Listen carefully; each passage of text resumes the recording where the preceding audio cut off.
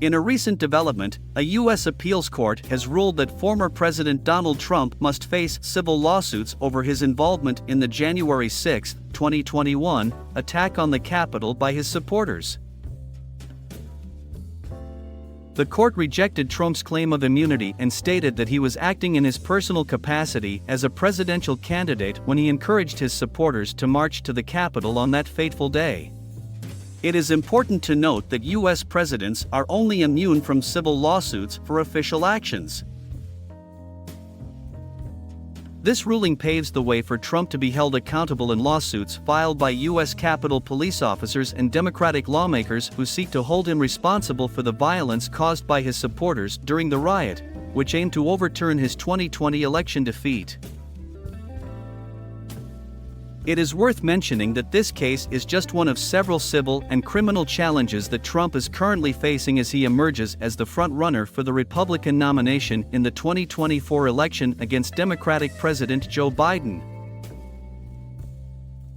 It is crucial to highlight that the court's decision solely focused on whether Trump could be sued and did not address the merits of the cases themselves. Trump argued that his speech, in which he urged his followers to fight like hell against the certification of the election, was a matter of public concern and fell within his official responsibilities. However, the court disagreed with this argument. A spokesperson for Trump dismissed the ruling as limited, narrow, and procedural and emphasized that Trump was acting on behalf of the American people on the day of the attack. It is worth noting that Trump has made a similar immunity argument in the federal criminal case against him, which accuses him of illegally conspiring to overturn the results of the 2020 election.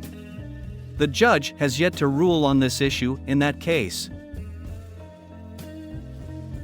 While the recent ruling explicitly stated that it did not address Trump's potential criminal immunity, it is important to recognize that both cases involved Trump's actions before and during the Capitol riot. In one of the lawsuits, Capitol police officers James Blasingame and Sidney Hemby accused Trump of being responsible for the physical and emotional injuries they suffered as a result of the attack. Patrick Malone, a lawyer representing the officers, expressed satisfaction with the ruling, stating that it sends a clear message that those who endanger democracy and the lives of those sworn to defend it will be held accountable.